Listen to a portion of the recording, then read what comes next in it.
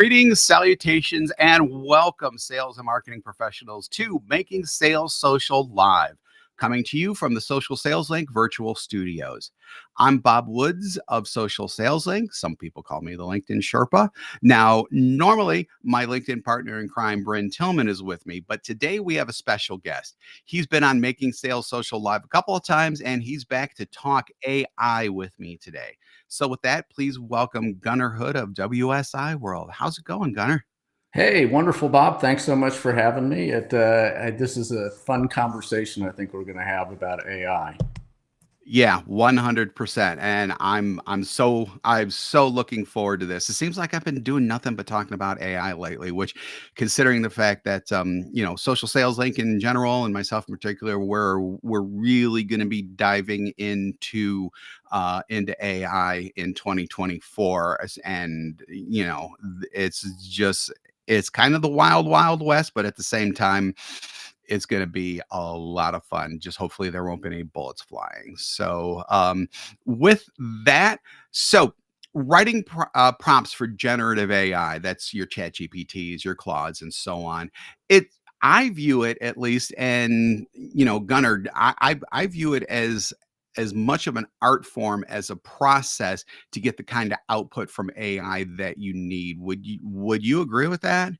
I agree, and in fact, I think that's why we've seen companies post, job listings for prompt engineering, is because there is kind of an art and science element to it. And I think if you look at it at the highest level, one thing that we talk about with our clients is generic questions get you generic responses. Specific questions get you specific responses. Garbage in, garbage out. Absolutely. Yeah, I Exactly. could not agree more with that. Man, thinking about being a prompt engineer full time, I'm not a geek, but man, I could geek out to that so easily. It sounds like a dream job. But of course, with dream jobs, I'm sure that there would be some crap involved with that too. So anyhow, Gunnar and I do have some examples on how to use AI in sales, but first I want to throw this open to anyone who's watching this live on LinkedIn or our other socials right now. If you'd like a kind of a specific example, although sometimes because sales is so wide and broad and what everyone sells is so wide and broad, it might be difficult for us to come up with specific examples, but we could definitely guide you in a path to get you where you want to go. So drop those in the comments. Hopefully our system will pick up on those comments and we'll be able to see them. Now, if you're listening on a podcast platform and it's at least January of 2024, well, we're recorded for you, but hopefully you'll still get some good ideas from our examples. So with that, something that can help with your prompting, and this is pretty much brand new, are custom GPTs. So GPT, the GPT in Chat GPT actually stands for Generative Pre-trained Transformers, and that's not like Optimus Prime Transformers or anything like that. So these essentially help you with specific tasks, and there are a bunch of people publishing a bunch of things on them. Searching for them is difficult right now. There are two main ways that I know that you can use to search for them. One is actually via a Google search. Get your pens and pencils out, and we should put this in the show notes too. But it's going to be you're going to type in chat.openai.com/G/ and then whatever keywords you want to use, that'll bring things up in a Google search for you. That's probably the most accurate way of thinking of bringing it up. GPTstore.ai is a potential source, but they're third party, I believe. So keep that in mind. I don't know how complete it is, but it's definitely better than anything that's out there right now until OpenAI starts its own custom GPT store, which is evidently in the works. It just hasn't launched yet. Gunnar, what do you think about custom GPTs in general? In general, I think there's a lot of potential for these things. And in fact, if people are just wanting to explore them and they have access to the paid version of ChatGPT, you can use the Explore button and see some examples that they've put up there. One is like right now for gift ideas for Christmas. That if you're Mhm. looking for that, that's there. They have one that just accesses the web, and I think it's to what you mentioned. It's they're about specific tasks, and the potential that I see for people is, you can create your own custom GPT, and the way to think about that is if you find yourself doing certain tasks repetitively over and over again that are knowledge based, it's a great opportunity to say, why don't I create a custom GPT? Because it can have pre-trained instruction sets about how I approach something.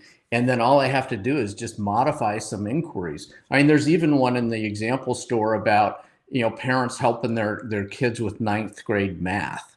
And it's got 4 pre-trained questions, but you can ask it anything. It'll help walk you through the math example. So I think there's a lot of potential here for it. And if you remember the App Store for iPhone when it came out in Yeah. 2007, there was very little there except a flashlight to start with. But look how Yep. it's grown over time. And I think the same thing's going to happen with ChatGPT.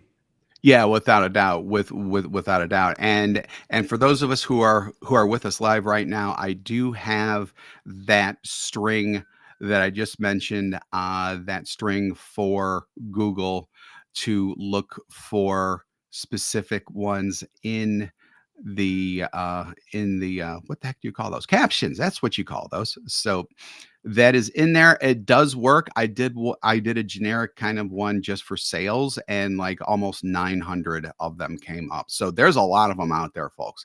So keep that in mind as well.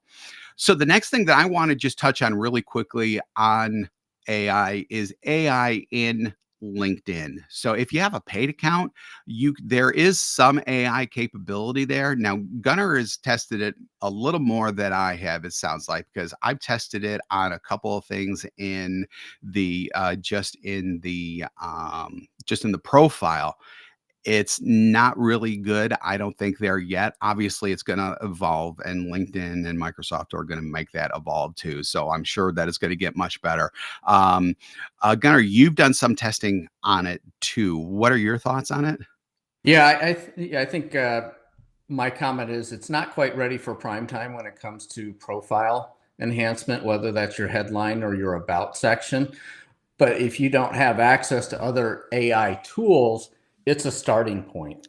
And we often talk to our clients about what we call the human in the loop. And that means use AI for brainstorming, but don't make it the definitive answer to things. You want to finesse it and tweak it.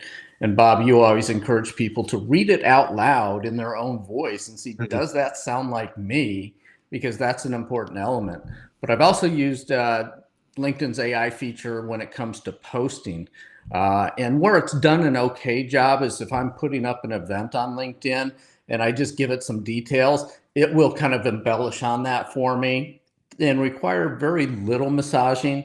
But for more, I guess, larger content pieces, I think it's, again, still a work in progress, and I'm not ready to trust it entirely to do those things for me. Yep, absolutely, absolutely. So, Bryn, who is actually with us in I was going to say in spirit, but it's a little bit more than that, and that just sounds kind of creepy too. But she is with us, and she just typed in LinkedIn plus authentic AI equals 2024 success. That is 100% true. And Gunnar just mentioned what I talk about all the time is just reading stuff out loud. That in and of itself brings so much authenticity into whatever it is that you're outputting, because you don't want to sound like ChatGPT. Everyone nowadays is coming up on content, no matter where it exists, where we know it's freaking AI driven. If you take something from chat gpt or claude or whatever, and you don't read it out loud, you are doing yourself a disservice, not only with that immediate message, but people are also going to be suspect of anything that you put out in the future, because they're going to think that you're copying and pasting. You can't have people do that. And that's just very top level too. So I would absolutely encourage people to be authentic. And that's something that we're going to be talking about over and over and over again. So I'm not going to really belabor that thought too much. Something that came in from Chris Branch, chain of thought chain of thought promoting style is a true game changer. Yeah, so I believe that what he's talking about is prompting isn't just one prompt. So you have to go back and sometimes you have to ask it to clarify, sometimes you need to ask it to reword. Sometimes if something comes out perfectly but then you have other things based on what that initial prompt was, you go ahead and just have a true chat with it. So keep in mind one thing when it comes to chats within chat gpt. Every single time you start a new chat, and I use sci-fi because I think it's the easiest example, you're creating a new universe. So it's not going to refer back to any other chats that you have done in the past. You are creating a brand new universe when you start a new chat. Now, within that universe, you can build whatever you want to, but then, to my knowledge, at least, you can't go back and say, hey, remember that chat that we had 2 months ago? Let's build on that a little bit more. No, you can't do that. You actually need to go back to that chat that you had 2 months before and then add into that, which you can do. And I've done that before. But, just keep in mind that every chat is its own little universe. Yeah, when we were talking about this in group coaching the other day, Bob, I made reference to the fact that there's a reason it's called Chat GPT and not Ask GPT, Yep. because I think, as Chris pointed out, it gets better with a chain of dialogue, and their responses allow you to respond back. And if you haven't tried the voice version on your phone, it's like having a real conversation. And I think you'll find that the output just gets better as you have that dialogue. Yeah, 100%, 100%. So the next one, this one's kind of this one's a little more specific. So Sean Doherty asks, how about prompts for fundraising for a cause?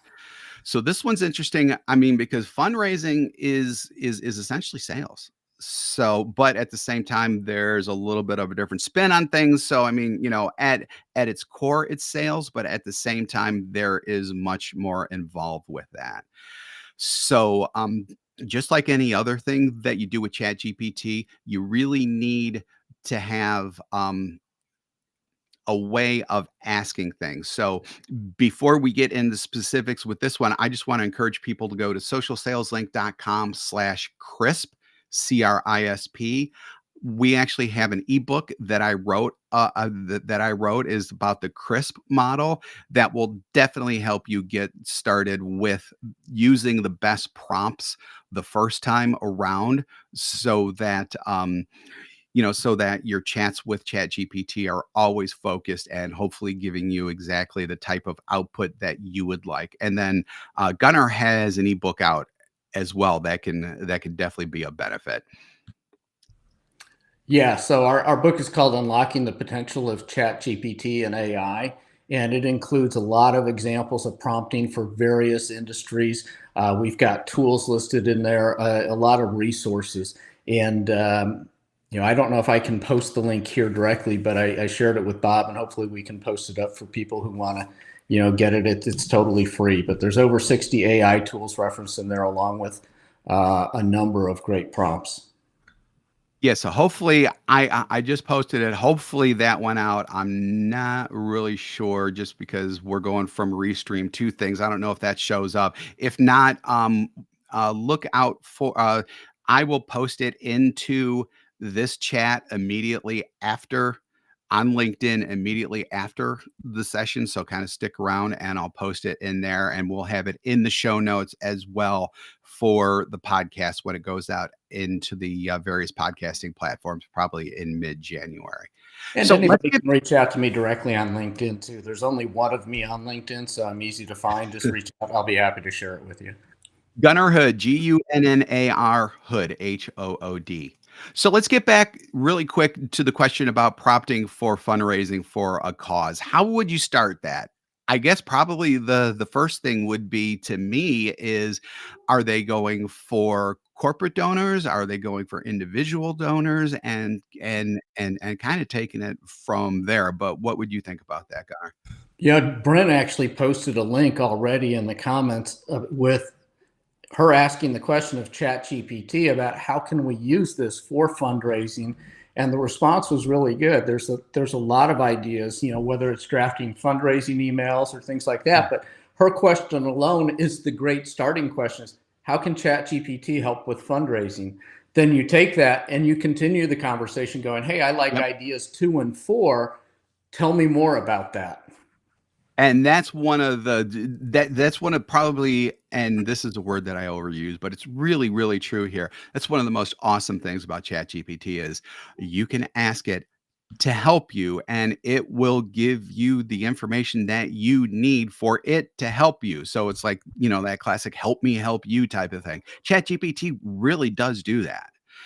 And then there are even some extensions, or what are those called, that actually also help you develop prompts as well. But Chat GPT, just in its kind of raw form, can help you with prompting as well, so that you get what you need out of it. And I do think that with my ebook and Gunnar's ebook, you can definitely take yourself even farther with that. I mean, because even within fundraising, there are all different types of scenarios. And like I said, just starting out with, who's your target audience? Is it individuals? Is it corporate? Are you running dual tracks? If you're running dual tracks, how are you doing that? I mean, there are so many different things and permutations. As someone who's in fundraising, I'm sure you know about that. So, specificity is always very, very welcome, because if you give ChatGPT a general question, it's going to run wild. So one of the prompts that we share in our ebook is called the "What Other Details" prompt. And what that means is sometimes you don't know exactly what questions to ask or how to structure that prompt. So if we started with the one that I just shared for fundraising, how can this help me? You can augment that prompt with this to say, what other details do I need to provide ChatGPT to ensure maximum success? And what's going to happen is it's going to evaluate that and it's going to come back and ask you additional questions. And it may say, are you doing corporate fundraising? Are you doing private fundraising? What is it? And so it's asking for information to help it give you a better response. Yeah, absolutely. 100%. And Bryn does what I do. So this is one of the reasons why that we are LinkedIn partners in crime, and now maybe even AI partners in crime. So and this is like definitely we like starting with a conversation prompt around who I am and what I do and what I am looking specifically from Chat GPT, and then building on that. And that's a great way to look at things, is because, like I said, each time you are starting a chat with Chat GPT, it's an entirely new universe that you're creating. So it may seem redundant to do this every single time in a new chat, but it's not, because otherwise it's not going to know who the heck that you are. Yeah, and in this case, you could start the conversation with, assume you are a professional fundraising expert and somebody has come to you looking for advice about raising funds for this type of an event. What suggestions would you have? Right. You ask ChatGPT to play a role, and that's actually part of the CRISP methodology. Again, that's socialsaleslink.com/CRISP. I sound like an AM DJ at that point, but it actually works out, and it's true at that point. So just let everyone know, CRISP stands for, the C is for context, R is for role, I is for inspiration, S is for scope, and P is for prohibition. So all of those are definitely explained in the ebook, but using all of those, and you don't even need to use those like each and every single time. You can split those up depending on how the chat's going, but all of those will definitely help you build the very specific prompts that will get the best information for you out of Chat GPT. And don't sleep on the P for prohibition. So sometimes you need Chat GPT to exclude things. So, like in the example in the ebook that I have,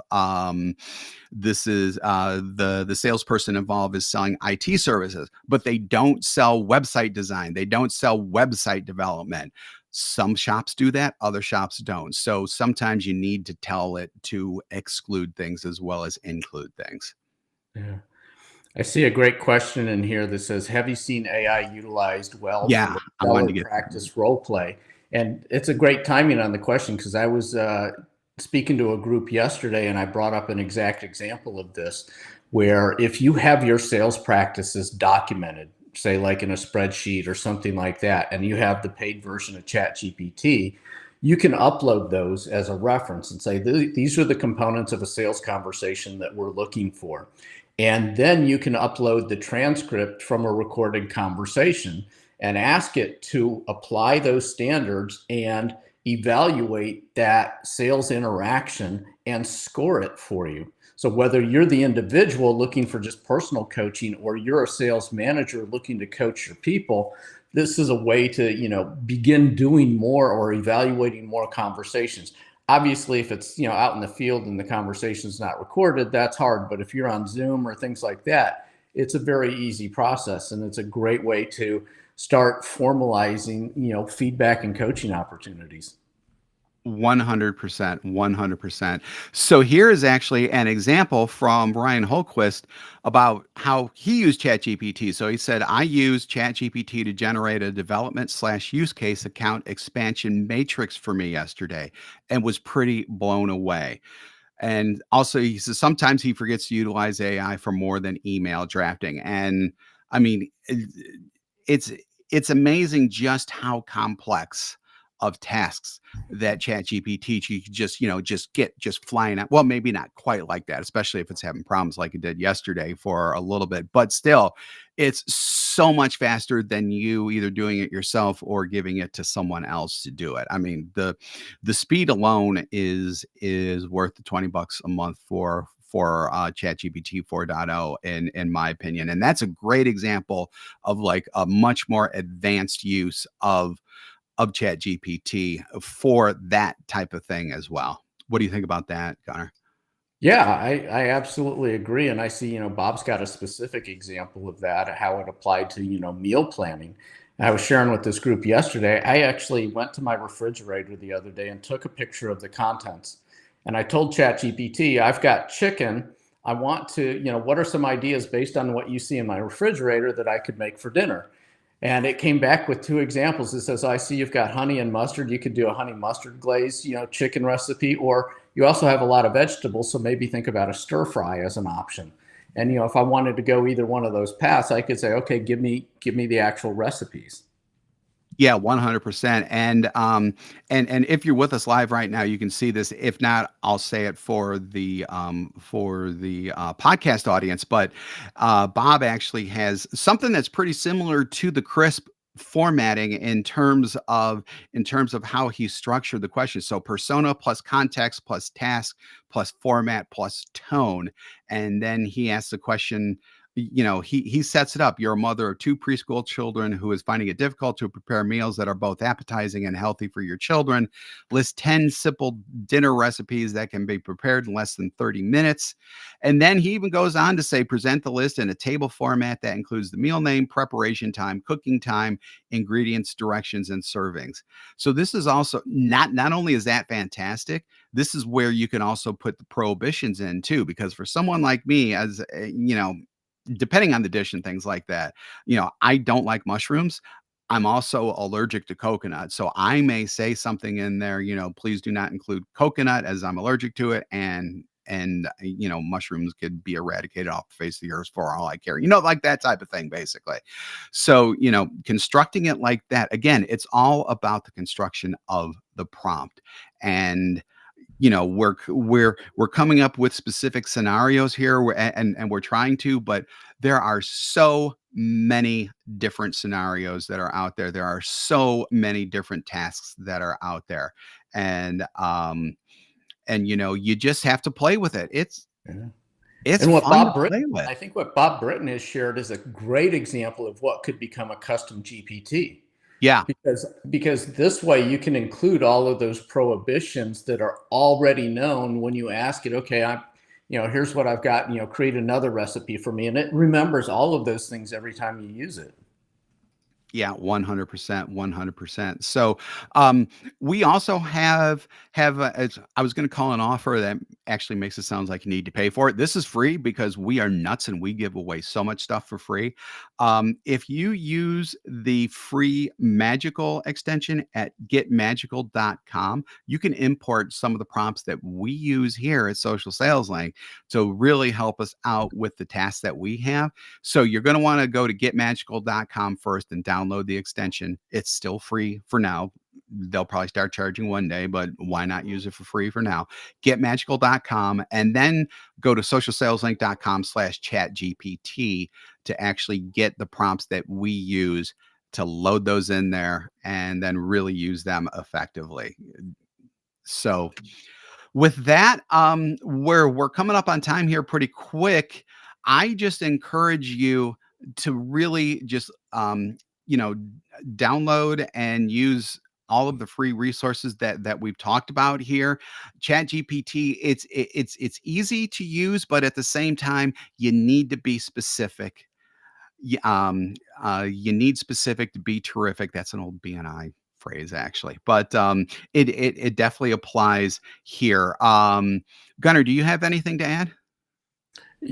Don't be afraid to use it, I think, is the best advice. Yeah. You can't break it, Yep. but test it and just keep having conversations with it and find out what it does well, what it doesn't do well, or when you give it that much additional information, the difference in the output you see. And I think over time you're going to find that there's certain prompts that you really like that work really well regardless of the scenario, and you'll just keep referring back to those. And that's where something like Magical is great to have, because you can just store that and there's a couple command strokes and it brings it back up and you fill in the variables. And the other thing, though, so just on the flip side of that, really quick, because this has happened to me a couple times. It doesn't happen a lot, but it has happened to me a couple times. Sometimes the prompts that you used to use that were great, sometimes they don't work all the time. So it's not or you get a different result than what you're expecting. So then you may need to play around with it a little bit and then change the prompt because as it is a learning model, a learning language model, LLM, I know that's not the exact translation of what LLM is. It is learning all the time.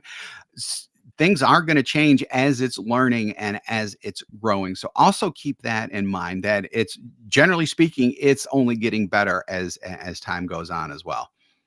I got to tell you, my wife laughs at me when she sees me entering prompts because I use phrases like please and thank you. She goes, "Why do you Oh do yeah. that?" I said, "Because this is a learning model. And do Yep. we want it to learn to be nasty or Yep. pleasant?" Yep. Plus, and quite honestly, I joke about this, and this is like 85 to 90% joking, but there's always like this little bug in the back of my brain. If AI actually does take over, I want it to know that I'm a friendly person. That So we're seems going to like a leave good on ending that point. really, really, really positive note. And thanks again for joining us on Making Sales Social Live. If you're with us live on LinkedIn, YouTube, Facebook, or X, formerly known as Twitter, God knows when that's going to go away right now. We do this every week, except for the next couple of weeks if you're with us live, because we are taking off for the holidays. So, don't expect to see us live while we're opening Christmas gifts next week. So keep an eye out for our live sessions in after the first of the year. If you're listening to us on our podcast, those are going to keep chugging along. And you haven't subscribed already, go ahead and hit that subscribe or follow button to access all of our previous shows and be alerted to when new ones drop. More info on our podcast is available at socialsaleslink.com/podcast. I've been saying sociallink.com a lot this episode. There's so much stuff there, though. So we do 2 shows weekly. We do this one and our Making Sales Social interview series, where we talk with leaders and experts in sales, marketing, business, and many more areas. I've been doing a lot of recordings for that lately, too. So I can personally testify, we've got some excellent episodes coming up in the weeks and months ahead. So when you are, oh, Gunnar, I need you to play Bryn here for the very end. So you're going to say social when I stop. So just the word social, okay? Okay. Okay. So when you're out and about, be sure to make your sales. Social. Oh my God, that's an A plus. I love it. Thank you everyone for joining us. We really appreciate it. Have a great day. If you're live with us, have a great holiday season. If you're listening to us on podcast, we hope you had a great holiday season. And for everyone, have a great 2024. Bye-bye, everybody. So long.